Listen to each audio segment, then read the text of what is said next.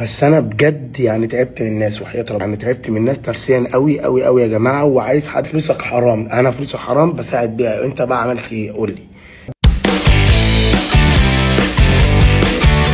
عمر كمال يستنجد بالأزهر الشريف: أنا تعبت نفسيا والنبي حد يرد عليا. تعالوا نشوف إيه اللي حصل وإيه وصل عمر كمال للحالة دي. انا يعني بعمل ايه غلط؟ قول لي بس. من ساعات انتشر فيديو لمطرب المهرجانات عمر كمال وهو بيستنجد بشيوخ الأزهر وعايز يريح ضميره قدام ربنا. رد الفنان عمر كمال على بعض الانتقادات والرسائل اللي بتتكتب له كل يوم إنهم بيقولوا له إن أعماله الخيرية مش هتتقبل لأن فلوسه كلها حرام. اي حاجه بعملها في حياتي يطلع حد يقول لي اصلي يعني معنى الكلام ان ربنا طيب لا يقبل الا طيب. طب اوكي، انا يعني بعمل ايه غلط؟ قول لي بس.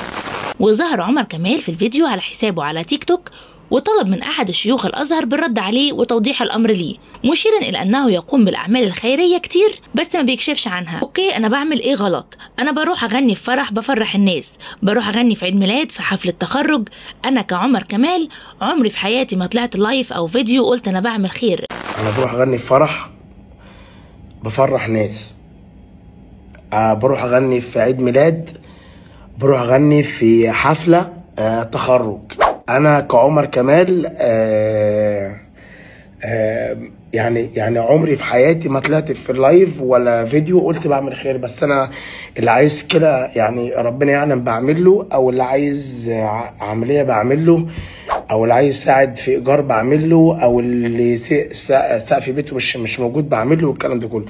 انا بعمل اللي بقدر عليه. اوكي، انا فرقتي شايل مسؤوليه 50 او 60 فرد، فرقتي اللي شغالين معايا واهلي واللي عايزين علاج. انت بقى عملت ايه اللي بتقول لي فلوسك حرام؟ انا فلوسي الحرام دي بساعد بيها، انت عملت ايه؟ انا فرقتي انت نجحت في ايه؟ لا انا شايل يعني مسؤوليه مثلا 50 60 فرد، فرقتي واللي شغالين معايا واهلي واللي عايزين علاج وبرعت. انت بقى عملت ايه؟ فلوسك حرام، انا فلوسي حرام بساعد بيها، انت بقى عملت ايه؟ قول لي. يعني اللي اللي عايز يغسل كلى مرتين ثلاثه في الشهر، انت عملت له ايه؟ انا عملت له، انت عملت له ايه؟ قول لي. واللي سقف بيته مش عارف تشيل داخل عليه، انا ببني، انت عملت له ايه؟ انت اضطريت ان انا اقول انت عملت له ايه؟ برضو قول لي.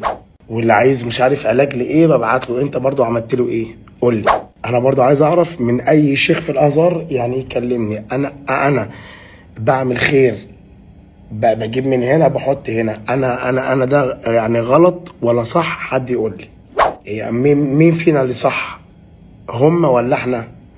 يعني لو انا غلط ابطل اعمل خير خالص، مش عايز اعمل خير تاني. اوكي، عشان انا تعبت نفسيا. كل شويه حد يخش يقول لي اصل انت الله طيب لا يقبل الا طيب، اصل انت ما بتعملش، اصل انت مش هتقبل منك، اصل انت فلوسك مش عارف ايه. طب وانت عملت ايه يا باشا؟ انت عملت ايه برضو؟ قول لي بس بجد، انت عملت ايه برضو؟ انا يا باشا شايل، شايل فرقتي حوالي 25 فرد، وشايل اسرتي، وشايل السواق بتاعي، يعني مش السواق، الراجل اللي بيسوق بيا يعني فوق راسي طبعا، واخواتي وعيلتي، وشايل الناس اللي بجيب لها علاج، والناس اللي عايزه عمليات، وناس كتير قوي. انا يا باشا شلتهم. انا يعني يا رب كل واحد في المجتمع يبقى زي عمر كمال كده، يشيل شويه من اللي عليه، كان محدش يبقى فقير اصلا. انت بقى عملت ايه؟ قول لي. مش فاهم، كل ما اتكلم في حته يقول لي انت نجحت في ايه؟ يا عم انا نجحت، يا عم انا نجحت في المجال اللي انا عايز انجح فيه يا باشا.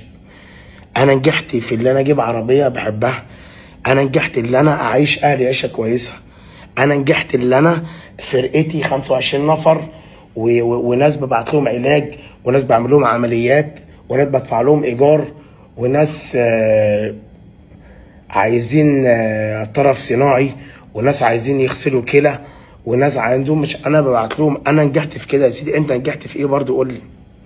انت مش عايزني انا ابعت؟ اوكي، انا مش هبعت اي حاجه، انا فلوسي حرام. انت هتبعت؟ انا مش فاهمك برضو، انا برضو مش فاهم. يعني اللي انت عايز تبعت وانا عايز ابعت،